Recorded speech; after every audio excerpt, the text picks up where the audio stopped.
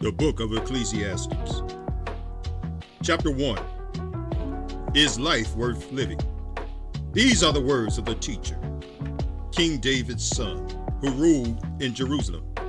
Everything is meaningless, says the teacher, utterly meaningless. What do people get for all their hard work? Generations come and go, but nothing really changes. The sun rises and sets and hurries around to rise again. The wind blows south and north, here and there, twisting back and forth, getting nowhere. The rivers run into the sea, but the sea is never full. Then the waters return again to the rivers and flows again to the sea. Everything is so weary and tiresome. No matter how much we see, we are never satisfied. No matter how much we hear, we are not content. History merely repeats itself, and it has all been done before. Nothing under the sun is truly new. What can you point to that is new? How do you know it didn't already exist long ago? We don't remember what happened in those former times. And in the future generations, no one will remember what we are doing now. I, the teacher, was king in Israel, and I lived in Jerusalem. I devoted myself to search for understanding and to explore by wisdom everything being done in the world. I soon discovered that God has dealt a tragic existence to the human race. Everything under the sun is meaningless, like chasing the wind. What is wrong cannot be righted, and what is missing cannot be recovered. I said to myself, look, I am wiser than any of the kings who ruled in Jerusalem before me. I have greater wisdom and knowledge than any of them. And so I worked hard to distinguish wisdom from foolishness. But now I realize that even this was like chasing the wind. For the greater my wisdom, the greater my grief. To increase knowledge only increases sorrow.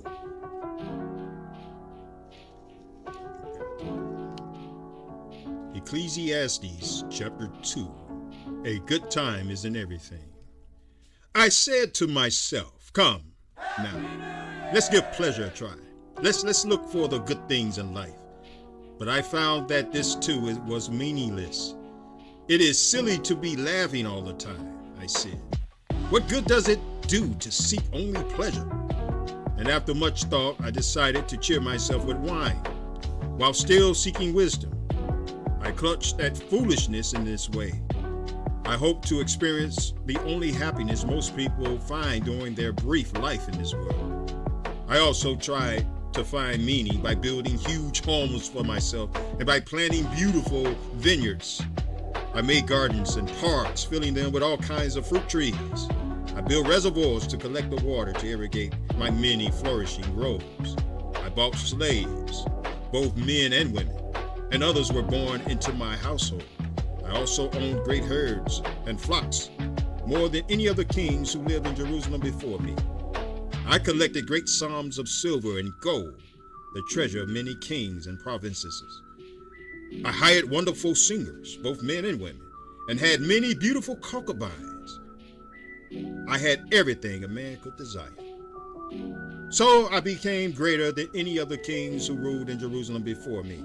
And with it all, I remained clear-eyed so that I could evaluate all these things. Anything I wanted, I took.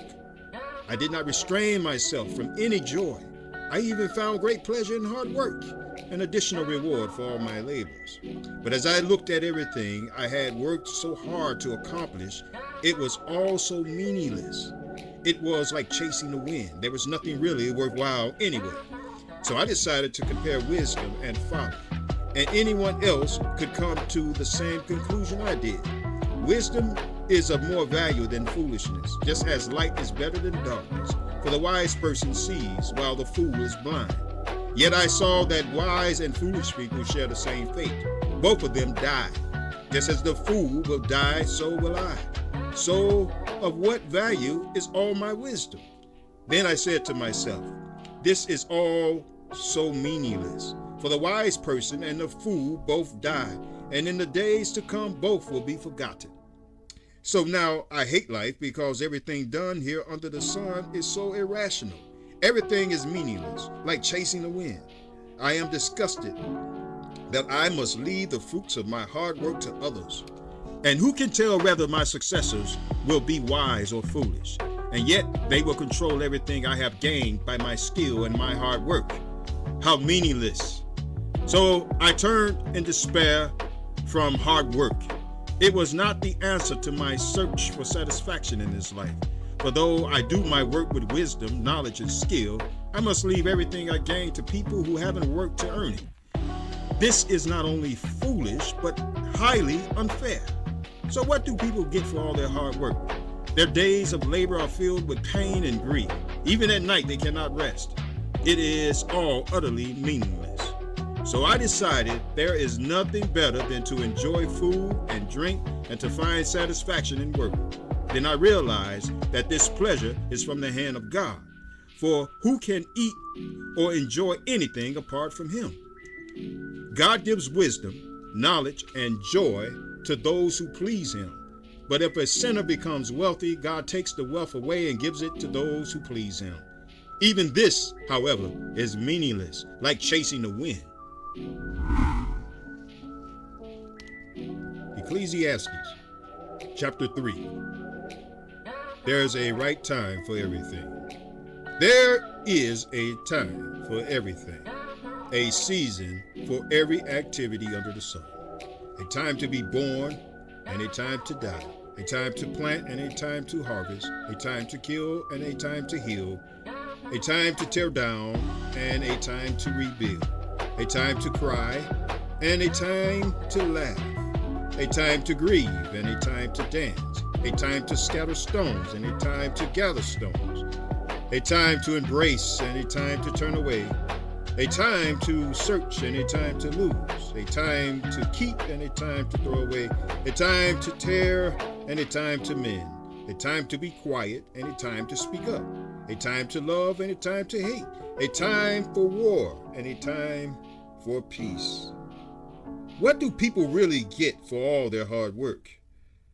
I have thought about this in connection with the various kinds of work God has given people to do.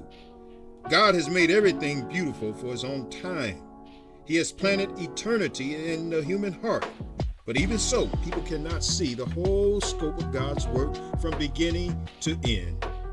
So I concluded that there is nothing better for people than to be happy and to enjoy themselves as long as they can. And people should eat and drink and enjoy the fruits of their labor, for these are gifts from God. I know that whatever God does is final. Nothing can be added to it or taken away from it. God's purpose in this is that people should fear him. Whatever exists today and whatever will exist in the future has already existed in the past. For God calls each event back in its turn. I also notice that throughout the world there's evil in the courtroom. Yes, even the courts of law are corrupt. I said to myself, in due season God will judge everyone, both good and bad, for all of their deeds. Then I realized that God allows people to continue in their sinful ways so he can test them. That way, they can see for themselves that they are no better than animals. For humans and animals both breathe the same air and both die. So people have no real advantage over the animals. How meaningless.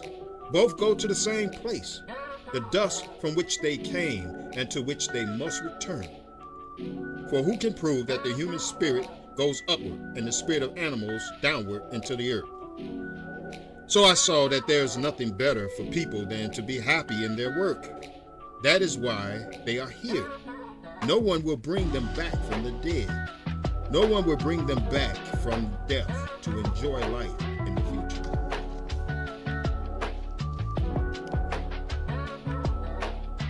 Ecclesiastes chapter 4. I would rather be dead. Again, I observed all the oppression that takes place in our world. I saw the tears of the oppressed. With no one to comfort them, the oppressors have great power and the victims are helpless. So I concluded that the dead are better off than the living.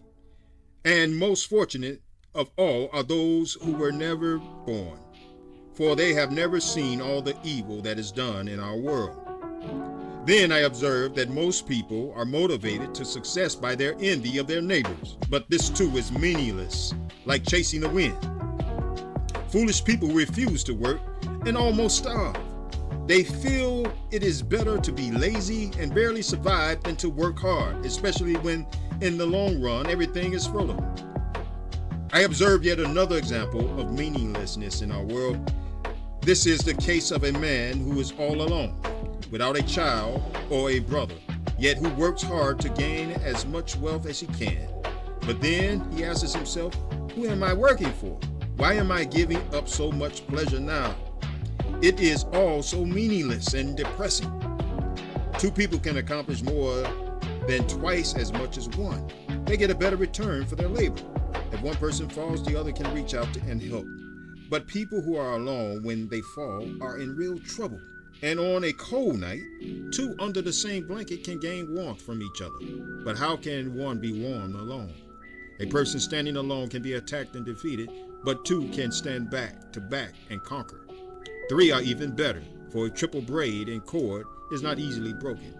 It is better to be a poor but wise youth than to be an old and foolish king who refuses all advice. Such a youth could come from prison and succeed. He might even become king, though he was born in poverty. Everyone is eager to help such a youth, even to help him take the throne. He might become the leader of millions and be very popular. But then the next generation grows up and rejects him. So again, it is all meaningless, like chasing the wind. Ecclesiastes chapter 5.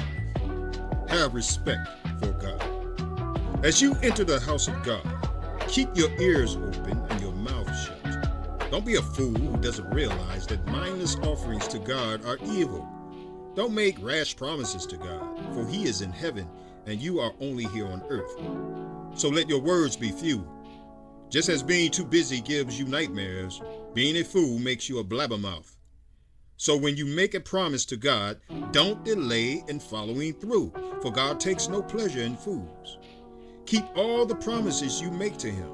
It is better to say nothing than to promise something that you don't follow through on. In such cases, your mouth is making you sin. And don't defend yourself by telling the temple messenger that the promise you made was a mistake. That would make God angry, and he might wipe out everything you have achieved. Dreaming all the time instead of working is foolishness, and there is ruin in a flood of empty words. Fear God instead.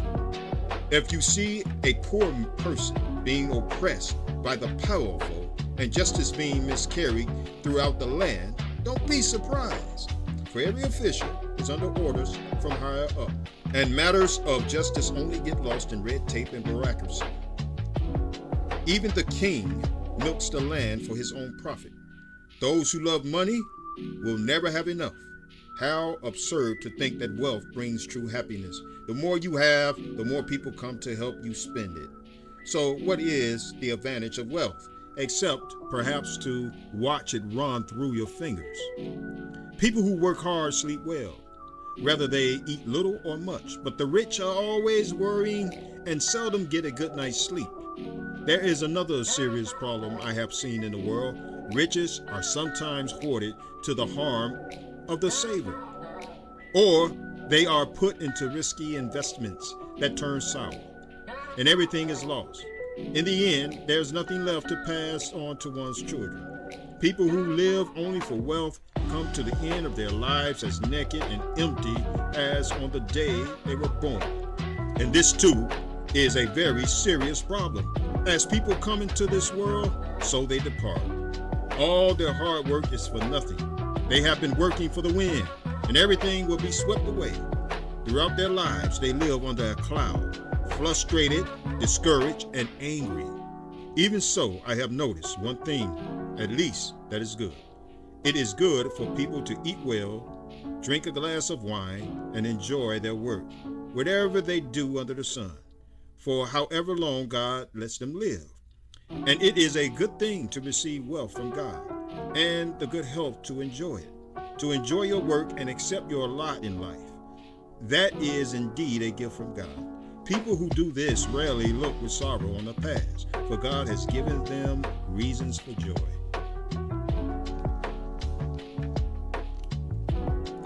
Ecclesiastes chapter 6. Is life really worth living? There is another serious tragedy I have seen in our world. God gives great wealth and honor to some people and gives them everything they could ever want. But then he doesn't give them the health to enjoy it. They die and others get it all. This is meaningless, a sickening tragedy. A man might have 100 children and live to be very old. But if he finds no satisfaction in life, and in the end does not even get a decent burial, I say he would have been better off born dead. I realize that his birth would have been meaningless and ended in darkness. He wouldn't even have had a name, and he would never have seen the sun or known its existence. Yet he would have had more peace than he has in growing up to be an unhappy man. He might live 1,000 years twice over, but not find contentment. And since he must die like everyone else, well, what's the use? All people spend their lives scratching for food, but they never seem to have enough. Considering this, do wise people really have any advantage over fools? Do poor people gain anything by being wise and knowing how to act in front of others? Enjoy what you have rather than desiring what you don't have. Just dreaming about nice things is meaningless. It is like chasing the wind. Everything has already been decided. It was known long ago what each person would be. So there's no use arguing with God about your destiny. The more words you speak, the less they mean. So why overdo it? In the few days of our empty lives, who knows how our days can best be spent? And who can tell what will happen in the future after we are gone? Ecclesiastes chapter 7. Some tips for a meaningful life. A good reputation is more valuable than the most expensive perfume. In the same way, the day you die is better than the day you are born. It is better to spend your time at funerals than at festivals, for you are going to die, and you should think about it while there's still time. Sorrow is better than laughter, for sadness has a refining influence on us.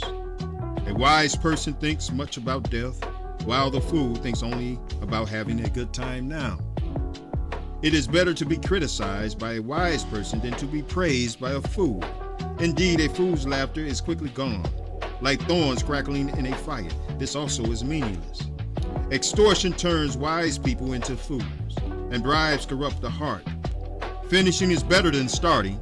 Patience is better than pride. Don't be quick-tempered, for anger is the friend of fools. Don't long for the good old days, for you don't know whether they were any better than today. Being wise is as good as being rich. In fact, it is better. Wisdom or money can get you almost anything, but it's important to know that only wisdom can save your life. Notice the way God does things, then fall into line. Don't fight the ways of God, for who can straighten out what he has made crooked? Enjoy prosperity while you can, but when hard times strike, realize that both come from God. That way, you will realize that nothing is certain in this life. In this meaningless life, I have seen everything, including the fact that some good people die young and some wicked people live on and on. So don't be too good or too wise. Why destroy yourself? On the other hand, don't be too wicked either. Don't be a fool. Why would you die before your time? So try to walk a middle course. But those who fear God will succeed either way. A wise person is stronger than the 10 leading citizens of a town. There is not a single person in all the earth who is always good and never sins. Don't eavesdrop on others. You may hear your servant laughing at you, for you know how often you yourselves have laughed at others. All along I have tried my best to let wisdom guide my thoughts and actions. I said to myself, I am determined to be wise, but it didn't really work. Wisdom is always distant and very difficult to find. I search everywhere, determined to find wisdom and to understand the reason for things. I was determined to prove to myself that wickedness is stupid and that foolishness is madness. I discovered that a seductive woman is more bitter than death. Her passions is a trap, and her soft hands will bind you. Those who please God will escape from her, but sinners will be caught in her snare. This is my conclusion, says the teacher.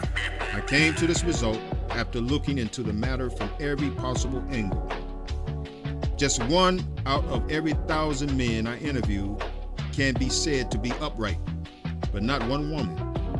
I discovered that God created people to be upright, but they have each turned to follow their own downward path.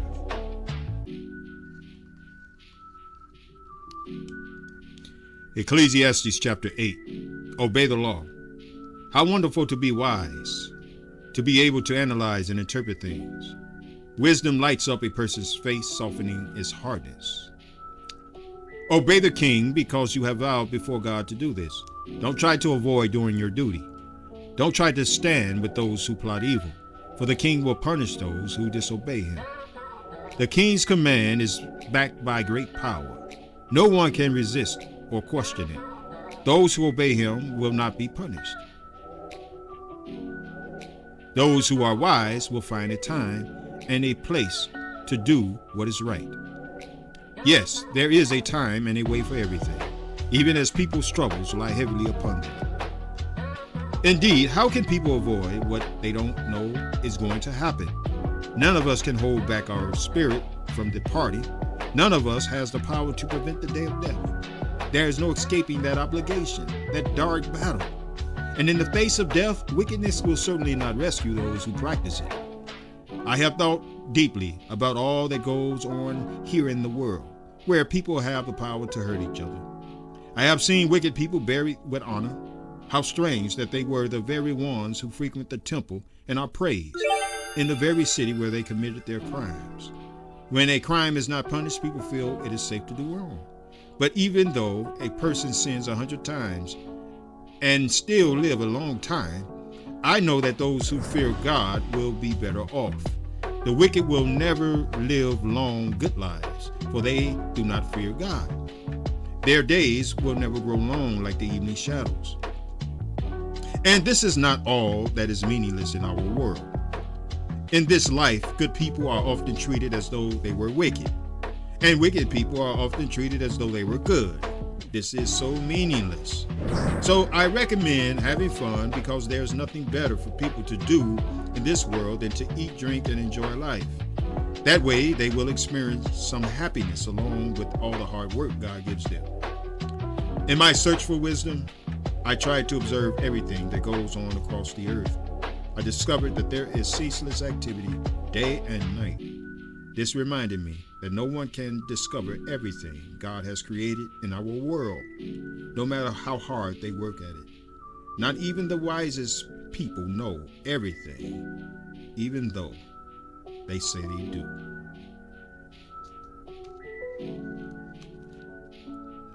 Ecclesiastes chapter 9. Life is worth living. Do it well. This too I carefully explored. Even though the actions of godly and wise people are in the hands of God, no one knows whether or not God will show them favor in this life. The same destiny ultimately awaits everyone, whether they are righteous or wicked, good or bad, ceremonially clean or unclean, religious or irreligious.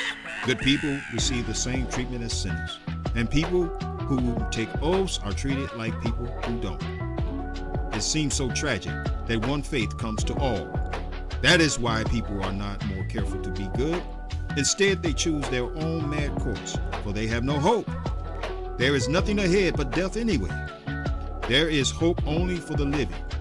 For as they say, it is better to be a live dog than a dead lion.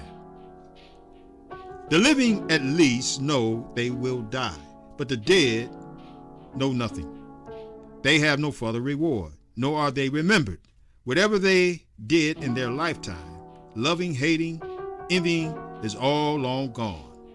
They no longer have a part in anything here on earth.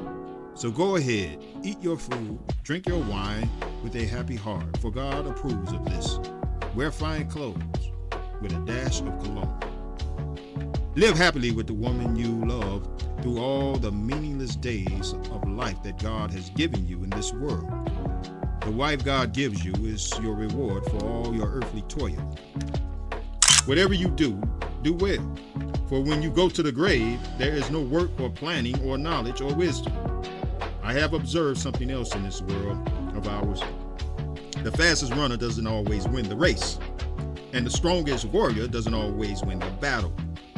The wise are often poor, and the skillful are not necessarily wealthy. And those who are educated don't always lead successful lives. It is all decided by chance, by being at the right place at the right time. People can never predict when hard times might come. Like fish in a net or birds in a snare, people are often caught by sudden tragedy.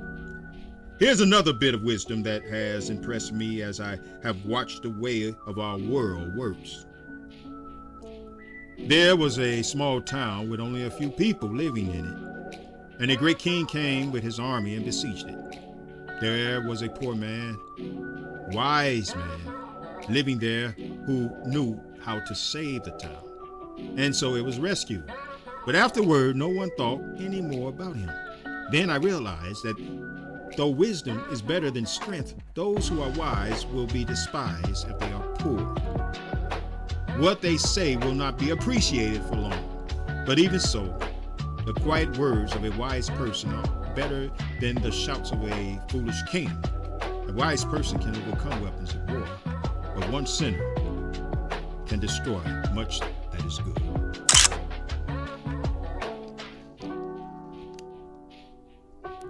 Ecclesiastes chapter 10. Behave wisely. Dead flies will cause even a bottle of perfume to stink. Yes, an ounce of foolishness can outweigh a pound of wisdom and honor. The hearts of the wise lead them to do right, and the hearts of the foolish lead them to do evil. You can identify fools just by the way they talk down the street. If your boss is angry with you, don't quit. A quiet spirit can overcome even great mistakes. There's another evil I have seen as I have watched the world go by. Kings and rulers make a grave mistake if they give foolish people great authority, and if they fail to give people of proven worth their rightful place of dignity. I have even seen servants riding like princesses, and princesses walking like servants. When you dig a well, you may fall in. When you demolish an old wall, you could be bitten by a snake. When you work in a quarry, stones may fall and crush you.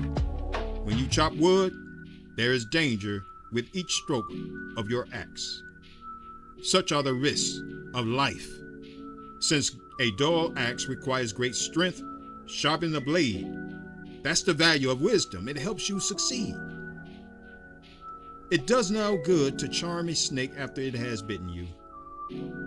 It is pleasant to listen to wise words, but the speech of fools brings them to ruin. Since fools base their thoughts on foolish promises, their conclusions will be wicked madness. Foolish people claim to know all about the future and tell everyone the details. But who can really know what is going to happen?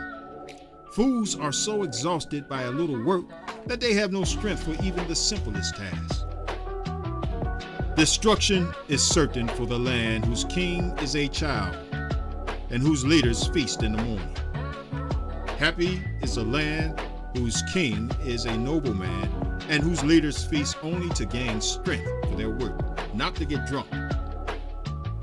Laziness lets the roof leak, and soon the rafters begin to rot. A party gives laughter, and wine gives happiness, and money gives everything. Never make light of the king, even in your thoughts. And don't make fun of a rich man either.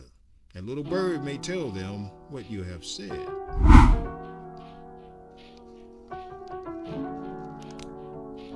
Ecclesiastes chapter 11. Keep it up. God will honor you. Give generously, for your gifts will return to you later. Divide your gifts among many, for you do not know what risks might lie ahead. When the clouds are heavy, the rains come down. When a tree falls, whether south or north, there it lies. If you wait for perfect conditions, you will never get anything done. God's ways are as hard to discern as the pathways of the wind, and as mysterious as a tiny baby being formed in a mother's womb. Be sure to stay busy and plant a variety of crops, for you never know which will grow. Perhaps they all will. Light is sweet. It's wonderful to see the sun. When people live to be very old, let them rejoice in every day of life. But let them also remember that the days of darkness will be many. Everything still to come is meaningless. Young man, it's wonderful to be young. Enjoy every minute of it. Do everything you want to do. Take it all in. But remember that you must give an account to God for everything you do. So vanquish grief and pain. But remember that youth, with a whole life before it, still faces the threat of meaninglessness.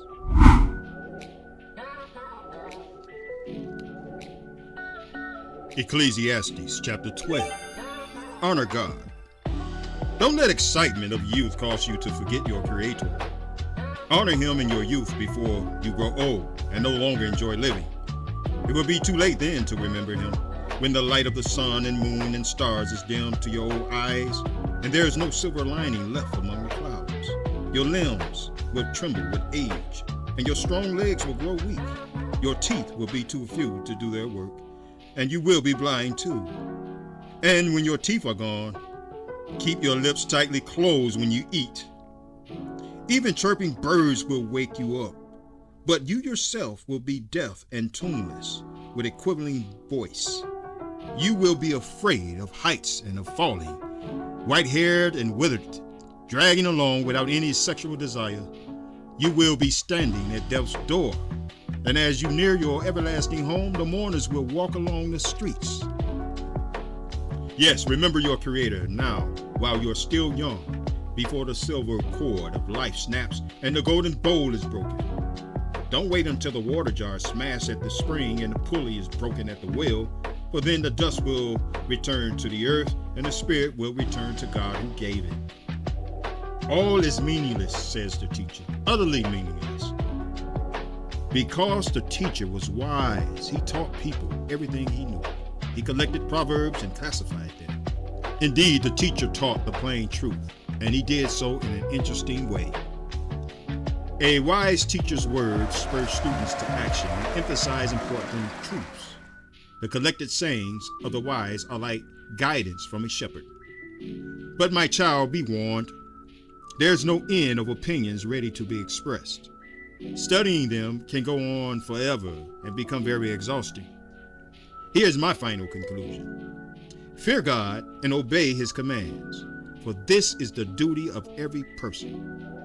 God will judge us for everything we do, including every secret thing, whether good or evil.